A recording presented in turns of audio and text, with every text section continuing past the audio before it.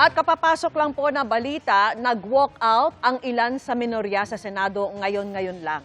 Sa gitna po yan ng mainit na debate para amyendahan ang rules upang makalahok ang mga wala sa Senado sa pamamagitan ng teleconferencing. Nakatutok live si Sandra Aguinaldo. Sandra!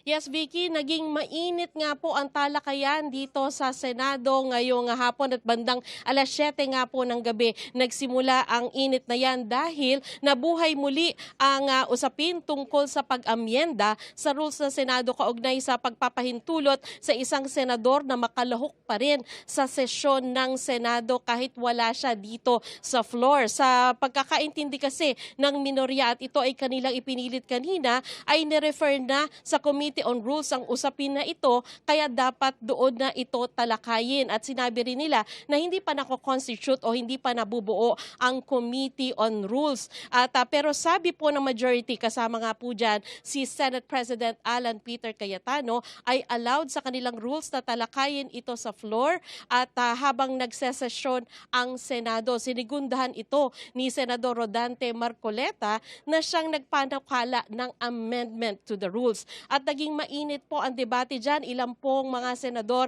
ang nagsitayuan mula sa magkabilang panig at isa-isa pong nagsalita ang minority senators para tutulan ito. Pero sa huli-huli po ang sinabi po ni Senate President Alan Peter Cayetano ay idaan na lamang ito sa botohan dahil nga po sa hindi pagkakaintindihan. Hindi po pumayag dito ang minority senators na mas kaunti ang numero. Sabi pa ng isang minority senator, bakit daw ba nagmamadali ang mayorya dahil baraw sa balita na maharap sa kaso ang ilan sa mga kasamahan nila. At naging mainit pa rin ang diskusyon dyan at kasunod na nga yung pagpilit na ito ay idaan na lamang sa botohan. Sa huli, ang ginawa po ng minority senators, sila po ay nag-walk out. Narito po ang mga pahayag.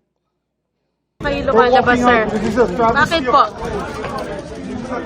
Mali yung gagawin nilang pagboto eh. Mali ba tayo sa mga rules? Mali yung proseso. Wala pang ang debate sa substance. Bakit po sa tingin nyo gusto nilang mangyari ngayon yon? Hindi na tayo umabot sa pag-discuss, debate sa substantive kasi hindi nila sinusunod yung sariling rules. Teleconference, ginagawa na kung may pandemya. Wala Yes. pandemya ngayon. Walang national natin emergency. babaguhin? Walang force majeure. Sir, baka ituloy nila. Pwede po ba nila Wala ituloy? silang quorum. Ngayon, Vicky, kung inyong makikita ay wala na pong senador dito mismo sa session hall ng Senado. Yan po ay dahil nag-adjourn na dahil nga po sa kawalan ng quorum at ito po ay magpapatuloy na lamang sa Lunes. Vicky? Alright, maraming salamat sa iyo, Sandra Aguinaldo.